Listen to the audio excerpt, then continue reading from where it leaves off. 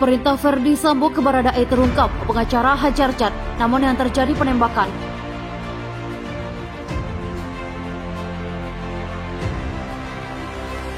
Kami akan bertemu untuk mendalami keterangan para pemohon, baik Baradae maupun dari Ibu P, ya, termasuk juga mendalami keterangan baru dari Baradae dan pengajuannya sebagai justice collaborator. Apabila memang Baradae bukan pelaku utama, mau membuat terang perkara ini, tentu Baradae mempunyai kualifikasi sebagai justice collaborator. Bahwa tim SUS ini kan bekerja ada dua tim. Satu tim adalah ITSUS atau Inspektorat Khusus di bawah pimpinan Bapak Irwasum. Kemudian satu tim lagi adalah tim penyidik. Tim penyidik semuanya pro justia. Tim ITSUS ini mendapatkan beberapa keterangan dari saksi-saksi yang sudah diperiksa duluan. Ya, dari periksa duluan dari saksi-saksi tersebut ada indikasi bahwa pelakunya adalah RE dan dalam tanda kutip ya bisa dilakukan juga atas perintah saudara FS.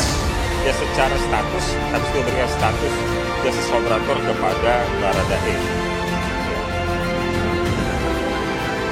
Ya, jadi kami sudah berikan status sebagai justice collaborator, ya. Dengan status itu tentu soal pemisahan tahanan, soal pemisahan pemberkasan itu menjadi bagian yang menjadi perhatian dari penyidik dalam proses penyidikannya.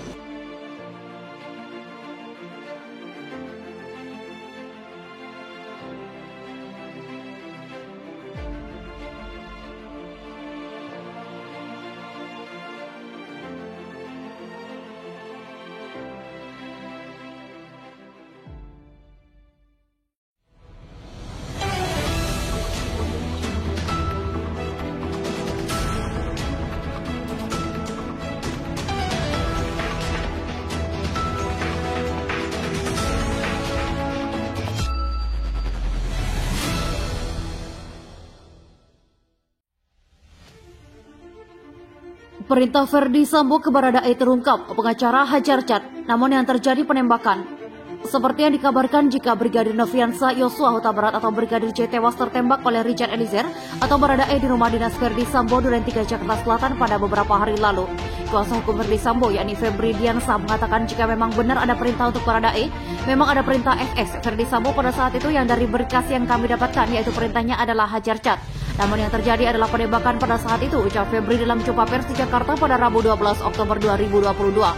FS kemudian panik dan meminta memerintahkan ADC, jadi sempat memerintahkan ADC untuk melakukan memanggil ambulans, ucap Febri. Berikutnya Verdi Sambo diperintahkan Bribka Riki Rizal untuk antar Putri Chandrawati ke rumah Saguling. Verdi Sambo pun panggil Baradae dan Bribka RR secara terpisah di rumah pribadinya di Jalan Saguling. Usai Baradae dan Bribka RR lakukan klarifikasi, Verdi Sambo sebut menuju tempat main badminton. Jadi pada saat itu FS dari rumah Saguling ada pergi badminton, namun dia melihat ketika lewat di depan rumah Duren 3 sampai lewat beberapa meter jaraknya, dia kemudian memerintahkan sopir untuk berhenti. Meskipun tidak ada rencana pada saat itu ke rumah Duren 3 tutupnya, para tersangka dijerat pasal 340 subsider, pasal 338 jungto, pasal 55 jungto, pasal 56 KUHP.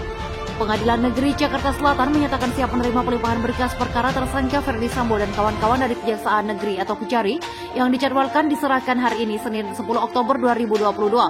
Febri sampaikan jika terjadinya penembakan terhadap Brigadir J itu karena Verdi Sambo sangat emosional ketika dengan pengakuan istrinya ketika di Magelang.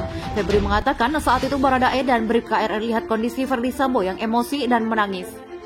Namun saat melewati rumah dinas Duren 3 di mana Putri melakukan isolasi mandiri, sebelumnya terdapat 5 tersangka pembunuhan Brigadir J, yakni Verdi Sambo, Putri Chandrawati, Baradae, Kuat Ma'ruf, dan Bribka RR. Kepala Pengadilan Negeri Jakarta Selatan PN Jaksel Saud Maruli Tua Pasaribu mengatakan pihaknya telah melakukan rapat koordinasi dengan kejaksaan dan kepolisian mengenai teknis penanganan pengamanan termasuk agar persidangan berjalan lancar.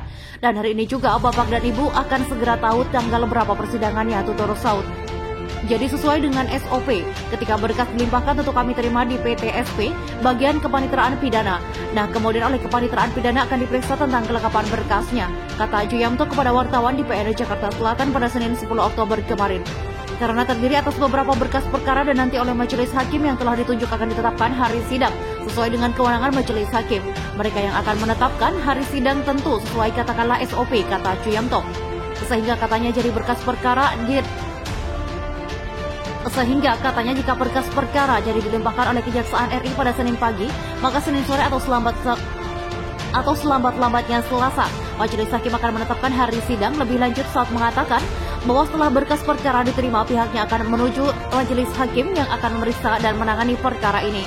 Sementara itu, Humas PN Jaksel Juyanto mengatakan PN Jaksel telah menyiapkan mekanisme peradilan pidana untuk terdakwa Ferdi Sambo dan kawan-kawan sesuai standar operasional prosedur atau SOP yang dimiliki. Mulai dari penunjukan majelis hakim hingga jadwal sidang. Dia mengatakan nantinya akan setelah berkas perkara dinyatakan lengkap, berkas perkara diserahkan ke ketua pengadilan yang berwenang memeriksa sesuai kewenangan PN dan kemudian menunjuk majelis hakim yang akan menangani perkara. Terkait hari pelaksanaan sidang, katanya paling lambat dalam tempo 7 hari setelah pelimpahan sudah ditetapkan. Jadi katakanlah hari ini betul dilimpahkan, kemudian sorenya ditetapkan, paling lambat besok pagi untuk penetapan majelis. Kira-kira nanti minggu ketiga itu, hari sidang sudah akan ditentukan. Nanti kami akan informasikan kepada teman-teman media jelasnya. Sementara itu, PN Jakarta Selatan juga sedang menunggu petunjuk terkait tempat pelaksanaan sidang. Mengingat hal itu akan dapat banyak perhatian masyarakat termasuk kalangan media yang meliput persidangan. Namun tambahnya baik kejaksaan maupun pengadilan juga mempertimbangkan faktor lain berkaca pada persidangan kasus mantan Gubernur DKI Jakarta Basuki Cahayapurnama atau Ahok yang menarik perhatian publik sehingga digelar di ruang dinas pertanian. Sementara itu, Kepala Pusat Penanganan Hukum Kejaksaan Agung Ketut Sumadana mengatakan pelimpahan berkas perkara terdakwa dan barang bukti kasus pembunuhan berencana Brigadir Yosua dan perkara obstruction of justice harus dilaksanakan Senin. Terdakwa tetap ada di sana di rutan secara fisik, tapi secara yuridis itu sudah beralih kewenangan penahanan pada majelis hakim, ujar Ketut. Kalau ruang sidang sampai hari ini belum ada perubahan, yang ada Pengadilan Negeri Jakarta Selatan, kecuali nanti ada petunjuk lebih lanjut dari pimpinan maupun dari Mahkamah Agung, kata Juyanto. Menurut Ketut, pelimpahan ke pengadilan hampir sama seperti pelimpahan tahap 2 dari penyidik kejaksa penuntut umum. Hanya saja terdakwa tetap berada di ruang tahanan mereka masing-masing sehingga tidak terjadi pergeseran penempatan tahanan.